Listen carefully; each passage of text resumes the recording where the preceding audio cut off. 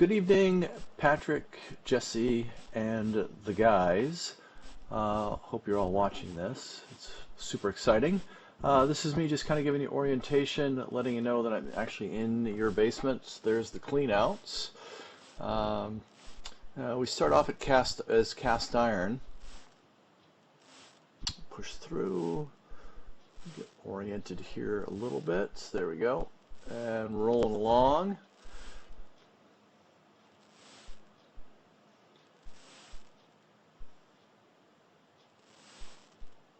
So we'll drop down into a little bit of water, holding a little bit of water in the pipe. I really just think there's a little flap right there about the 20-foot mark. There'll be a still picture in your report on that. Not really sure what that is, but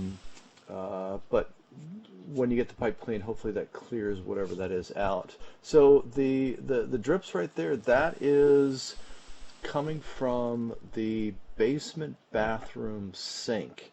I turned it on before I turned on the water in the house. If you remember, the water's been shut down. So I turned that on. There was a little bit of water left in the line, so that's why it's kind of sputtering and dripping like that. So I paused, I went back, and just to make sure that there wasn't anything else kind of crazy going on, I turned the water off just to make sure that would stop that. So that's the pause. It's me just walking from the utility room to the bathroom. We'll get going here in a little bit. There we go. So we are, again, holding a little bit of water here at the bottom of the pipe. My guess is just because of the buildup along the bottom, and you'll see it in sections all the way through the pipe, but there are some sections where it's really noticeable. You can see, like a third of the pipe at the bottom has got stuff, that have just accumulated over the years. My take is that this pipe hasn't been cleaned in a really long time. I don't want to put a number on it, but it's a fairly long time. So here's the water like I was talking about that we're holding.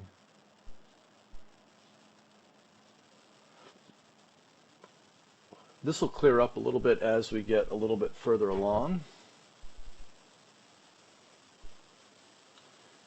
Connection points are good. No real concerns with offsets or anything like that. Any kind of damaged sections, I really didn't pick up on anything. The pipe is dirty enough where it's challenging to be 100% accurate and actually what the material of the pipe is.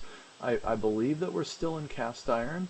It is kind of bumpy. It has that orange-ish look to it.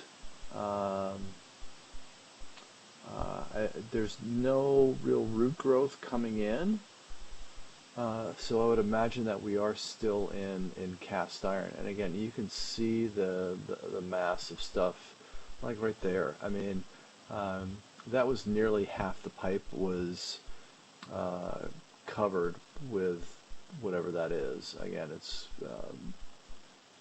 organic matter, cooking grease, bacon fat, whatever, there again as well. So I mean, I think once you clean the pipe, have it cabled or cutter heads put through it, I think you'll be in really good shape. The alternative is if you wanted to hydrojet it, you could do that as well. It's kind of a long run. A lot of the guys that I talk to say that hydrojetting, one, it becomes wildly expensive when you go out, 130 feet or so. But tends to be less effective than cabling or with cutter heads, as we go. So you're gonna be 140 plus feet moving out to the city connection.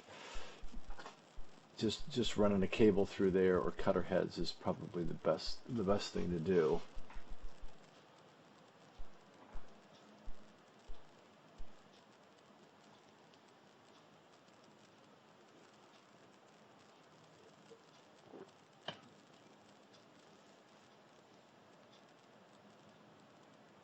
And there it is, 100 and almost 46 feet. That is the city connection. That's the drop down into the city pipe right there. I mean, all in all, not bad. What I would say is get the pipe cleaned, do that, and I think you're in fairly good shape. Because a lot of the pipe was covered, or a percentage of the pipe was covered with whatever matter was on that bottom quarter or third of the pipe. Hopefully you hire a company that also will video uh, the results, not only clean it out, but also kind of document what it looks like after they've done their work. I'll pull back here in a second. You're more than welcome to watch the return trip. Please feel free to reach out to me with any questions.